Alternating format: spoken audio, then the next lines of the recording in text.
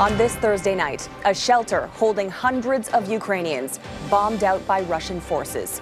The frantic search for survivors and the Ukrainian president's stern words for Germany's government, preparing for the Russian president's next move. His Soviet past is catching up with him. Putin's chilling new message.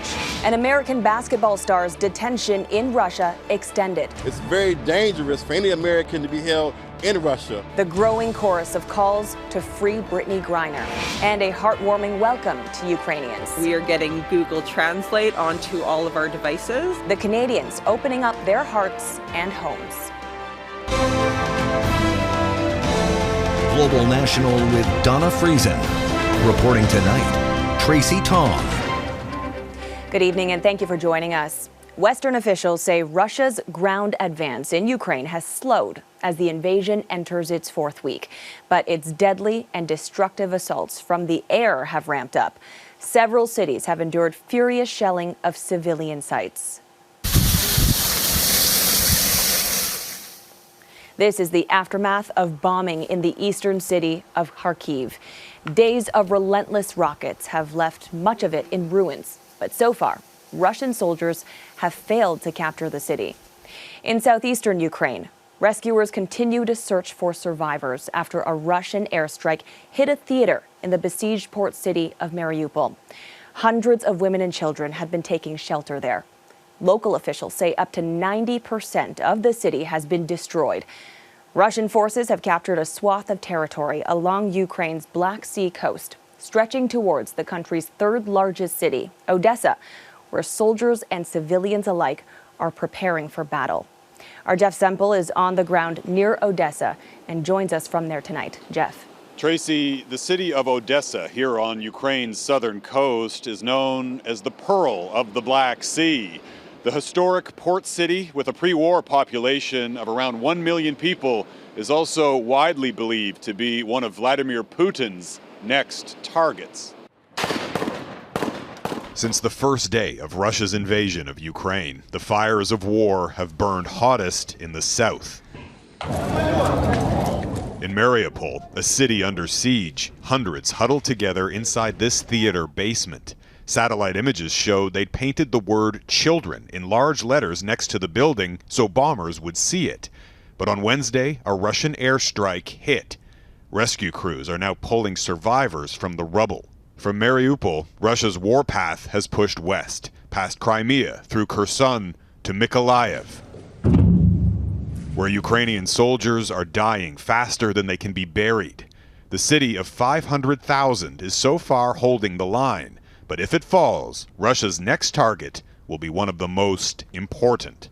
We're here in the city of Odesa, the southern coast of Ukraine, which, among other things, is famous for its stunning beaches, but these days they're serving a much different purpose. As you can see, dozens of volunteers for days now have been working here all day, filling bags with sand. It's our home, and we need to defend it. Software engineer Dmytro Kurik has spent the past 3 weeks filling sandbags. From the coastline, a Russian fleet is barely visible, ominously hovering on the horizon, possibly waiting for the land forces to arrive from the east before making their move. Kurik lives here with his wife and 4-year-old and isn't sure how much longer they can stay together. But he's also never felt prouder to be Ukrainian. Right now we are a united nation. Some of those sandbags are brought here to Odesa's historic city center. Its renowned architecture and sweeping streetscapes are now a war zone in waiting. It's painful to see, this soldier says. Normally these streets would be crowded with artists and people partying, enjoying life. But now we're ready to defend the city at any cost. I went to the military like 1.5 years ago, but I would have never expected something like that to happen and stand in the center of Odesa armed with a gun. Never. What about you? Will you leave? No, I'll stand here till the very end. While some stand guard, others dig deep. Alexander Sadovnikov lives next to a bunker that leads to a labyrinth. Beneath the city, one of the world's largest networks of urban tunnels, 60 meters deep and around 2,500 kilometers long. These catacombs were dug as stone mines 200 years ago and provided shelter during the Second World War. Sadovnikov is now equipping the tunnels with lighting and wireless internet. Some families have brought supplies. This shelter is 4 floors underground, he says. It should withstand any bombing and save people's lives. If Odesa falls, Russia will claim this coastline, making Ukraine a landlocked country and dealing a huge blow both militarily and economically. Most of Ukraine's trade comes through the sea, and most of that flows through the city of Odesa. Tracy? Jeff Semple near Odesa, Ukraine. Thank you. Major cities across Ukraine are enduring Russia's wrath as Ukrainian forces keep their enemy on the ground at bay.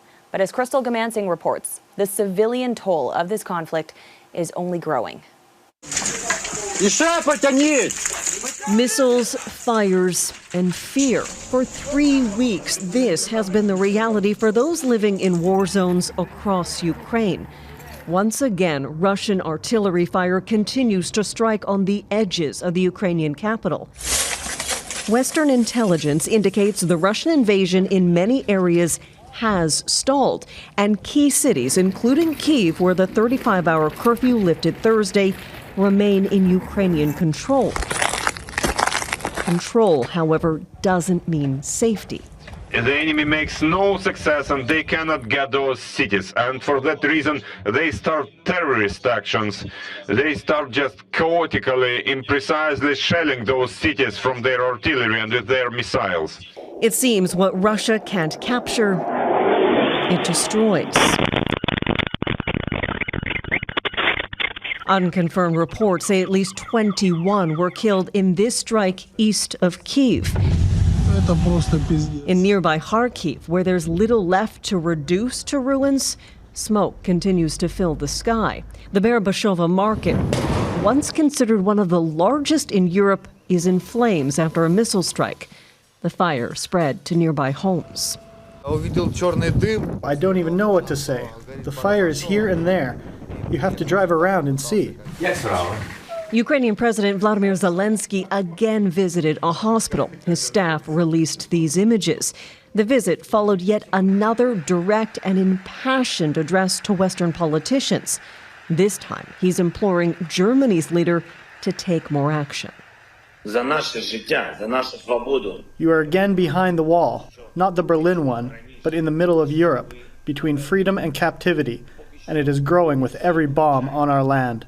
The bombardments are ongoing and deadly. The UN has confirmed that more than 700 civilians have died so far, and more than 1,100 have been injured. And the real, yet to be verified numbers are likely to be much higher. Tracy? Crystal Goomansingh reporting in London. Thank you, Crystal. Canada is imposing new sanctions on 22 Belarusian officials for supporting the war in Ukraine. Global Affairs Canada says they are members of Belarus's Defense Department and allowed their country to serve as a launch pad for the Russian invasion. In a statement, Foreign Affairs Minister Mélanie Joly says Canada implores Alexander Lukashenka to end his support for the Russian invasion. We will not hesitate to take further action. The world is watching. The mayor of the occupied city of Mariupol has been freed 6 days after Russian forces took him captive and installed a Kremlin-friendly mayor in his place. In a post to his social media channels, Ivan Fedorov thanked Ukrainian President Volodymyr Zelenskyy for not abandoning him. Ukrainian officials say Fedorov was freed during a special operation, though there are reports he was released in exchange for 9 Russian prisoners of war. U.S. President Joe Biden will meet with his Chinese counterpart, Xi Jinping, tomorrow to discuss the escalating war in Ukraine. China is facing a critical choice: back Russia or help broker a deal to end the bloody conflict. Russian President Vladimir Putin is not backing down. Instead, he's turning to intimidation and chilling words aimed at keeping Russians on his side. Heather Yurix-West reports. They were ominous words from the Russian president. Any nation is able to distinguish true patriots from scum and traitors. I am convinced a necessary purge of society will only strengthen our country. This is very scary language. He says, Russia has to cleanse itself. You see so many echoes of the Soviet Union now and what he's doing. Words of fear and intimidation evoking some of the darkest chapters of modern history as Vladimir Putin intensifies information suppression at home and aggression abroad, leaving his Western rivals to grapple with what could be next. Yesterday, President Biden said that, in his opinion, war crimes have been committed in Ukraine. Personally, I agree. There remains concerns that Russia may further escalate its brutal assault by using chemical weapons in Ukraine. So NATO members are continuing to hold the line. They will deliver weapons and humanitarian support, but their fighters will stay on the sidelines. NATO has a responsibility to prevent this conflict from escalating further. There's no such thing as a no-fly zone light. A no-fly zone means that you're in a conflict with Russia. There's also the question of China. On Friday, Joe Biden will speak with Xi Jinping, a collision of two superpowers and strategic worldviews. This call also comes as we have made clear our deep concerns about China's alignment with Russia and the potential implications and consequences of that. If China chooses to support Russia, the U.S. warns swift economic sanctions will follow. But the country could also choose to become a peacemaker, using its economic leverage and Xi Jinping's longtime relationship with the Russian president to bring about a ceasefire. Heather Urix West, Global News, Washington. To help people fleeing the war in Ukraine, Canada has launched a new temporary residence program. Applications are now being accepted for an unlimited number of Ukrainians to come for up to 3 years, not 2 as previously suggested. Eligibility is also being extended to family members, regardless of their nationality. Elementary and high school students can register for school as soon as they arrive, and all application fees are being waived. For more details, you can visit our website, globalnews.ca. The UN's refugee agency says more than 3.1 million people have fled Ukraine. And according to the Canada Border Services Agency, more than 3,300 Ukrainian nationals arrived in Canada between February 21st and March 13th, including permanent residents. And those refugees need places to stay. Coming up, the generous Canadians coming to the rescue. Plus, the travelers who will still need a COVID test before entering Canada.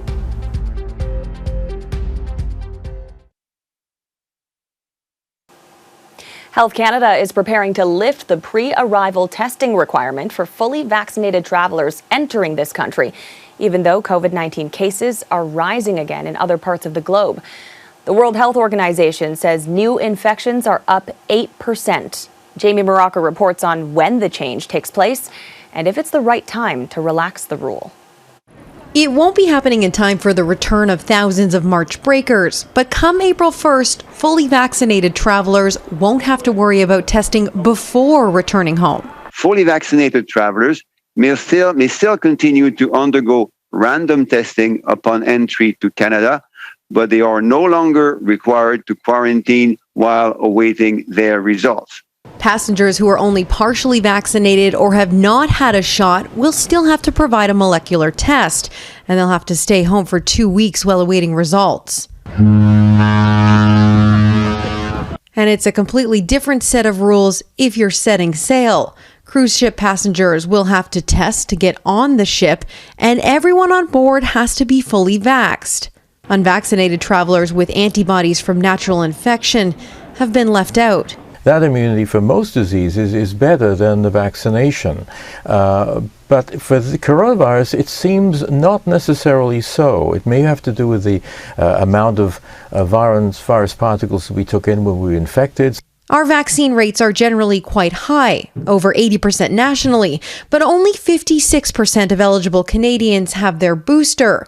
Timothy Sly suggests 3 doses of the COVID vaccine should now be considered a full course. There is no change to the definition of a fully vaccinated Canadian.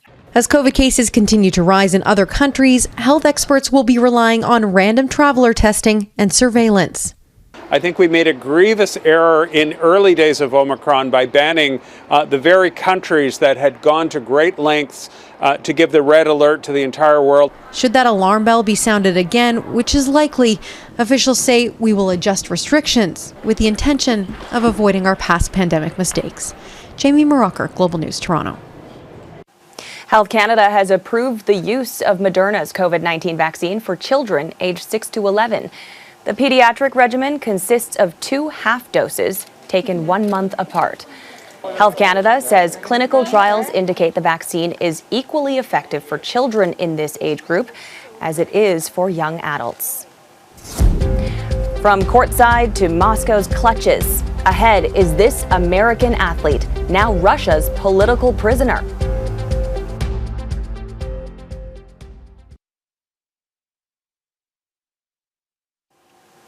Two university students from Ontario are the only survivors of a head-on crash in Texas that left 9 others dead. Authorities say a pickup truck crossed into oncoming traffic Tuesday night and crashed head-on into a van carrying members of a university golf team.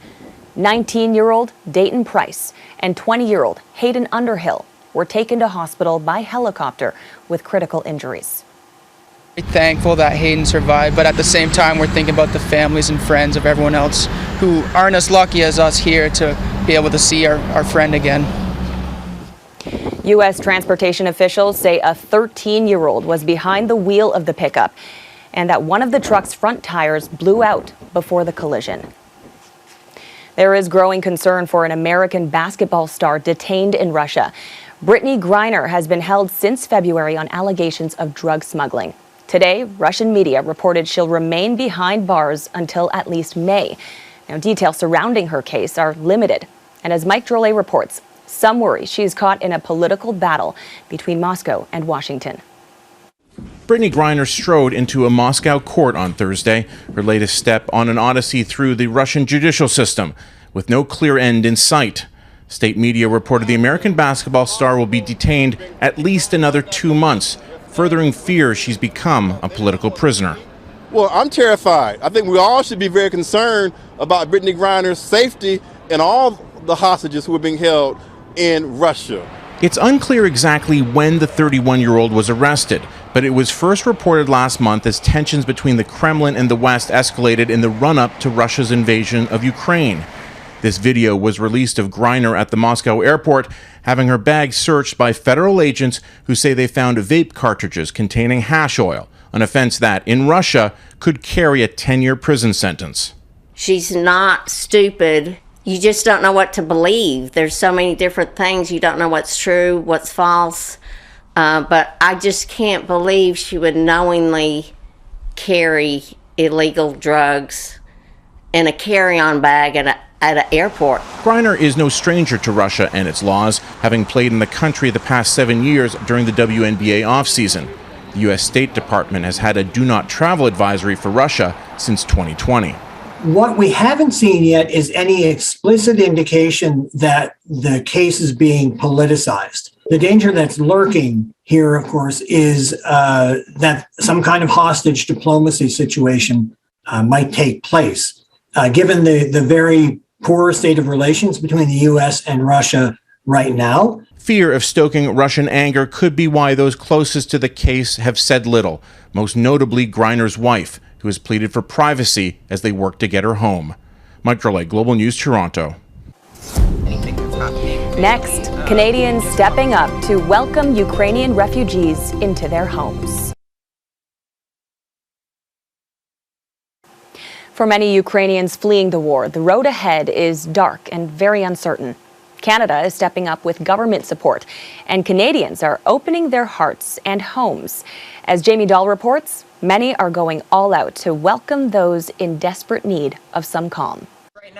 She is a fifth-generation Ukrainian Canadian, and for Heather Foisey, those roots run deep. This was actually near my bomb shelter where I stayed overnight. Watching the news feeds, it's just heartbreaking watching what these people are going through. And while she doesn't have any family in the country today, she's cried more tears for the people there than she's willing to admit. It's been an emotional roller coaster of ups and downs between anxiety, depression, this feeling of hopelessness. And she decided to do something about it.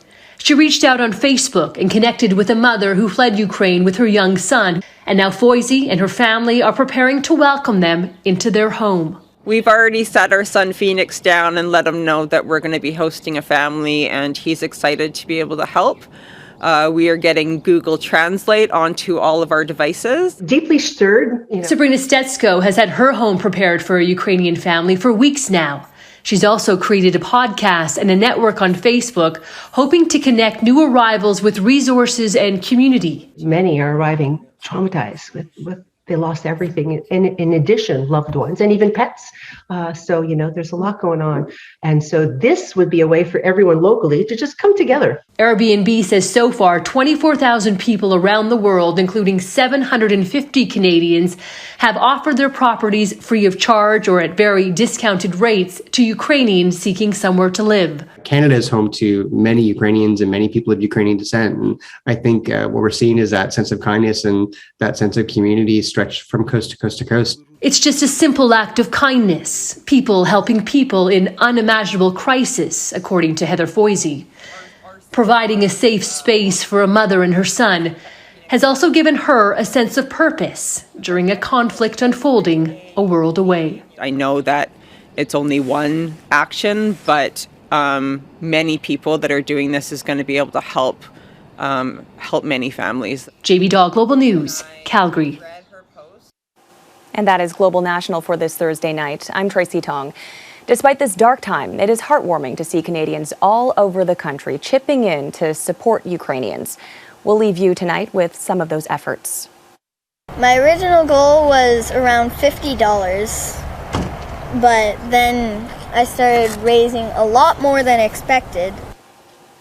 That is 11-year-old Haley Townsend of Abbotsford, BC. She's making and selling bracelets and crafts, raising money to help Ukrainians. And as you heard, she was aiming for about $50. She's now raised over $1,000, and she's not alone. In Toronto, Margot Rocket is crafting these beautiful paper flowers in support of Ukraine. She has given away hundreds for free, but she's asking people to donate to the Red Cross in return. Thank you for watching. Good night.